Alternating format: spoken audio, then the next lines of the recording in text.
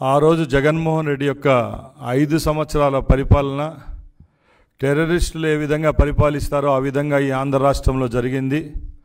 ముఖ్యంగా ఆంధ్ర రాష్ట్ర ప్రజలకైతేనేం ప్రతిపక్షాలకైతేనేం మిగతా సామాజిక వర్గాలు ఎవరైతే ఆంధ్ర రాష్ట్రంలో ఉంటారో ప్రతి ఒక్కరికి కంటి నిండా నిద్ర లేకుండా చేసిన పరిపాలన ఎవరిదన్నా ఉందంటే ఈ భారతదేశ చరిత్రలో కేవలం అది జగన్మోహన్ రెడ్డికే దక్కింది.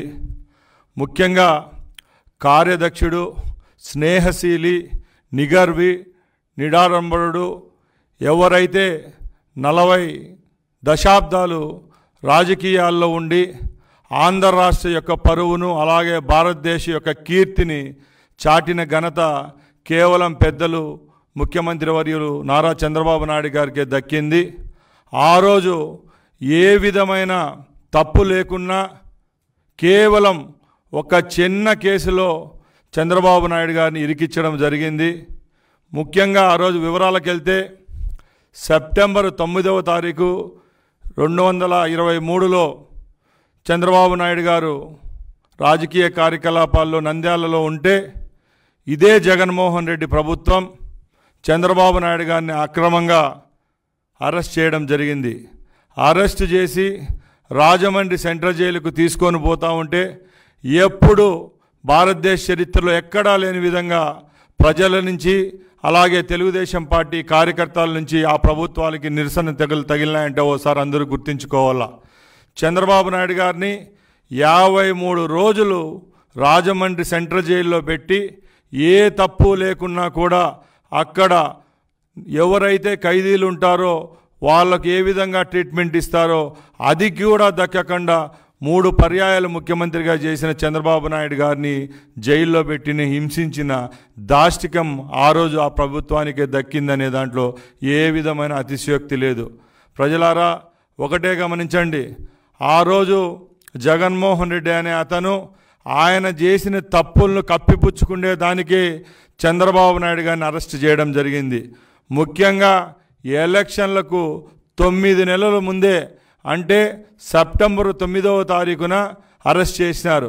వాళ్ళు చెప్పుకునే దాంట్లో ఏముందంటే స్కిల్ డెవలప్మెంట్ అనేది ఏదైతే చంద్రబాబు గారి టైంలో ఈ రాష్ట్రంలో ప్రవేశపెట్టడం జరిగిందో అదే స్కిల్ డెవలప్మెంట్ ఎందుకు పెట్టారో మీ అందరికీ తెలుసు. ఎవరైతే నిరుద్యోగ యువత ఈ రాష్ట్రంలో ఉంటారో ఆ యువతకు మంచి చేసే విధంగా స్కిల్ డెవలప్మెంట్ అనే కోర్సును ప్రవేశపెట్టి సొసైటీలు తీసుకొని వచ్చి ఈ రాష్ట్రంలో వాళ్ళందరినీ మంచి నేర్పులుగా తయారు చేసి ఉద్యోగాలు కల్పించే లక్ష్యంతో స్కిల్ డెవలప్మెంట్ కార్పొరేషన్ ఆ రోజు చంద్రబాబు నాయుడు గారు తీసుకొని వస్తే అదే స్కిల్ డెవలప్మెంట్లో 3,000 కోట్ల రూపాయల అవినీతి జరిగిందని ఆ రోజు జగన్మోహన్ రెడ్డి ప్రభుత్వం చంద్రబాబు నాయుడు గారి మీద కేసు పెట్టినారు. అది కూడా ఎలా పెట్టారు, 22 నెలల ముందు ఆ కేసు బుక్ అయితే చంద్రబాబు నాయుడు గారిని అరెస్ట్ చేసే ముందు రోజు ఆ కేసులో ఆయన నిందితుడిగా పెట్టి అరెస్ట్ చేసినారంటే ఒకసారి మీరు అందరూ గమనించాల. ఆ రోజు పోలీస్ వ్యవస్థను అడ్డం పెట్టుకొని చట్టాలను చుట్టాలుగా పెట్టుకున్న జగన్మోహన్ రెడ్డి ప్రభుత్వం ఈ యొక్క దాష్టికమైన చర్యలకు పాల్పడిందంటే అందరూ ఒకసారి గమనించాల. ఎందుకంటే జగన్మోహన్ రెడ్డి అనే అతను ఆయన చేసిన తప్పిదారులు కప్పిపుచ్చుకునేదానికి ఎవరి మాన ప్రాణాలను కూడా అడ్డం పెట్టుకొని ఆడుకుంటాడనే దానికి ఇది మంచి ఉదాహరణ అని మేము తెలియజేసుకుంటున్నాం. ముఖ్యంగా మేము ఒకటే చెప్తున్నాం, జగన్మోహన్ రెడ్డి ప్రభుత్వంలో చంద్రబాబు నాయుడు గారి మీద వేసిన నిందలు ఒక్కొక్కటిగా ఈరోజు మేము చెప్తున్నా. ఆ రోజు ఒకే నిందంటా వచ్చారు, అమరావతిలో ఇన్సైడ్ ట్రైనింగ్ అంటారు, అమరావతిలో ఏదో తప్పు జరిగిపోయిందంటారు, లక్షల కోట్లు తప్పు జరిగిందంటారు. ఎక్కడైనా ₹1 వేస్ట్ చేశారని రుజువు చేశారా అని నేను అడుగుతున్నా. చంద్రబాబు నాయుడు గారిని అరెస్ట్ చేసిన రోజులో ఆ రోజు విజిలెన్స్ ఎన్ఫోర్స్మెంట్ డిఐజీగా ఉన్న కొల్లి రఘురామ్ రెడ్డి అనే అతను చట్టాన్ని ఆయన చేతిగా తీసుకొని ఈ తంతునంతా సాగించారా లేదా అని జగన్మోహన్ రెడ్డి గారికి మేము సూటిగా ప్రశ్నిస్తున్నాం. ఎందుకంటే ఎవరైతే ఈ రాష్ట్ర ప్రజల కోసం అహర్నిశలు పనిచేశారో, ఎవరైతే ఈ రాష్ట్రంలో అమరావతి అనే ప్రాంతాన్ని రాజధానిగా చేసి భారతదేశం అంతా తలెత్తుకొని చూసే విధంగా అభివృద్ధి చేసేదానికి సిద్ధపడారో అలాంటి వ్యక్తికి మంచి పేరు వస్తుందని చేయడం తప్పక దీంట్లో ఏమైనా మంచి ఉందా అని నేను అడుగుతున్నా. అలాగే మేము ఒకటే చెప్తున్నాం, జగన్మోహన్ రెడ్డి పరిపాలనలో జరిగిన అరాచకాల గురించి చెప్పనవసరంలే. ఈ రాష్ట్రంలో ఉన్న వనరులన్నీ దోచేశారు. ఎక్కడ చూసినా మైన్ అయితేనేం, వైన్ అయితేనేం, శాండ్ అయితేనేం పొరుగు రాష్ట్రాలకు పోవడం జరిగింది.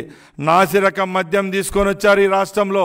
వాళ్లకు ఇష్టమైన వాళ్ళు, వాళ్ళ దగ్గర ఉన్న ఎంపీలు అయితేనేం, మంత్రులకైతేనేం, ఎమ్మెల్యేలకైతేనేం ప్రతి ఒక్కరికి డిస్టిలరీలు, బ్రేవరీలు కట్టబెట్టి ఈ రాష్ట్రంలో నాసిరకం మద్యాన్ని తయారు చేసి రాష్ట్రంలో ఉన్న ప్రజల యొక్క ప్రాణాలతో చెలగాటమాడిన ప్రభుత్వం ఆ రోజు జగన్మోహన్ రెడ్డిది కాదా అని నేను అడుగుతున్నా.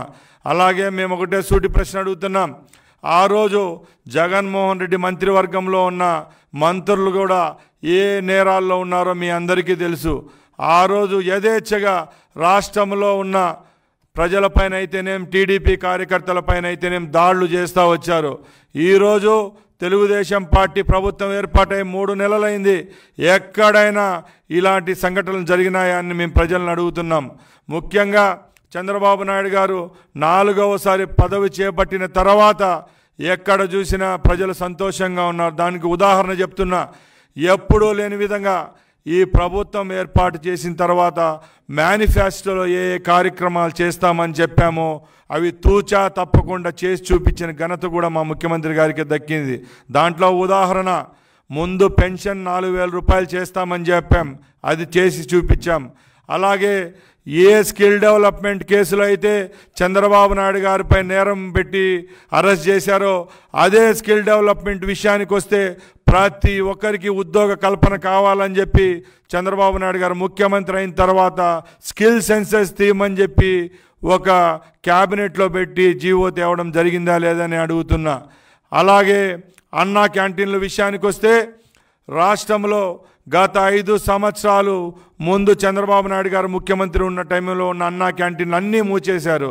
ఈరోజు మేము ప్రభుత్వం లేకొచ్చిన తర్వాత మొట్టమొదటి విడతగానే 100 అన్నా క్యాంటీన్లు స్టార్ట్ చేయడం జరిగింది.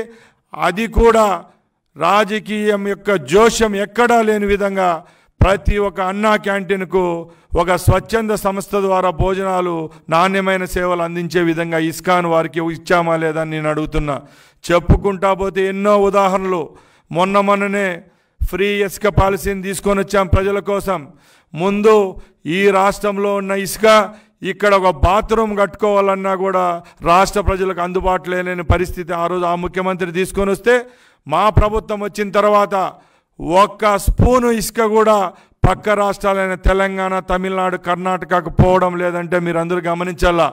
ఇక్కడున్న వనరులన్నీ ఇక్కడుండే ఫ్యాక్టరీలకే, ఇక్కడున్న ప్రజలకే, ఇక్కడున్న ఏమైతే సంస్థలకే దక్కాలని మా ముఖ్యమంత్రి గారు ఉద్దేశంతోనే ఇసుక పాలసీని తీసుకొని వచ్చి ఫ్రీ ఇసుక అందిస్తున్నామంటే మా చిత్తశుద్ధి ఎలాగుందో మీరందరూ గమనించవలసిందిగా కోరుకుంటున్నా.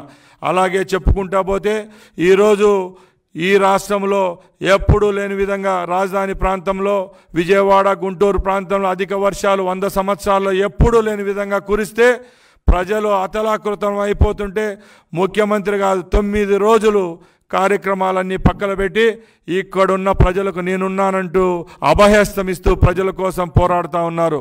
రోడ్లపైకి వచ్చి ఎక్కడెక్కడ ఏ సమస్యలు ఉన్నాయి, ఎక్కడ మురుగునీరుంది, ఎక్కడ డ్రైనేజ్ సిస్టమ్ బాగుంది, వాగులు వంకలు ఎక్కడెక్కడ మరమ్మతులు చేపట్టాలో అవన్నీ చేపట్టేదానికి ఈరోజు మా ప్రభుత్వం చంద్రబాబు నాయుడు గారి నాయకత్వం పనిచేస్తూ ఉంది. ఆ రోజు ముఖ్యమంత్రిగా ఉన్న రోజు వైజాగ్ ఎలాగా నేనున్నానంటూ అభయస్తమిచ్చి మరొక్కసారి అదేవిధంగా విజయవాడకు కూడా నేనున్నానంటూ అభయస్తం ఇచ్చి ఈరోజు ప్రజలను కాపాడుకున్న ఘనత కూడా మా ముఖ్యమంత్రి చంద్రబాబు నాయుడు గారికే దక్కిందని నేను తెలియజేసుకుంటున్నా. ముఖ్యంగా ఈ విజయవాడ పట్టణంలో అధిక వర్షాలు 100 సంవత్సరాల నుంచి ఎప్పుడూ లేని విధంగా ప్రకాశం బ్యారేజ్లో అవుట్ఫ్లో ఉంది, ఇన్ఫ్లో ఉందంటే మీరు ఒకసారి గమనించాల. అలాంటి సందర్భాల్లో కూడా ఎక్కడ ఏ విధమైన ప్రాణ నష్టం లేకుండా నేనున్నానంటూ పనిచేస్తూ వస్తుంది రాష్ట్ర ప్రభుత్వం. ముఖ్యంగా ఎక్కడైతే భోజన సౌకర్యాలు కల్పించాలా, ఎక్కడైతే నాణ్యమైన సేవలు అందించాలా ప్రజల కోసం ప్రొవిజన్స్ అయితేనేం, డ్రైనేజ్ వ్యవస్థ అయితేనేం, శానిటేషన్ అయితేనేం అన్నీ తీసుకొచ్చేదానికి ఆయన క్యాబినెట్ అంతా ఇక్కడే మోహరించడం జరిగింది. ప్రతి ఒక్క వార్డుకు ఒక్కొక్క శాసనసభ్యుడు 3 వార్డులకు వచ్చి ఒక మంత్రిని పెట్టి సుమారు 100 మంది ఐపీఎస్ ఐఏఎస్ ఆఫీసర్లను విజయవాడ పట్టణంలోనే మోహరించి ఇక్కడ సంక్షేమ కార్యక్రమాలు అందుబాటులోకి తెచ్చిన ఘనత కూడా ఈ ప్రభుత్వానికే దక్కుతుందని నేను తెలియజేసుకుంటున్నా. సోదరులారా, ఒకటో ఆలోచించండి. ఆ రోజు ఆ ముఖ్యమంత్రి ఎక్కడ, ఈరోజు చంద్రబాబు నాయుడు గారి పటిమ, నైపుణ్యత, అలాగే సంక్షేమం అందించే గుణం ఎవరికైనా ఉందని అడుగుతున్నా. ఆ రోజుల్లో ఇంట్లో నుంచి బయటకు వస్తే రక్షణ లేని ప్రభుత్వం అది. ఈరోజు ప్రజల పక్షాన, ప్రజల కోసం పనిచేస్తున్న ప్రభుత్వం ఏదైనా ఉందంటే మాదేనని తెలియజేసుకుంటున్నాం. మేము ఒకటే చెప్తున్నాం, మా నాయకునికి మేము ఎప్పుడు ఒక బిడ్డల్లాగుంటాం.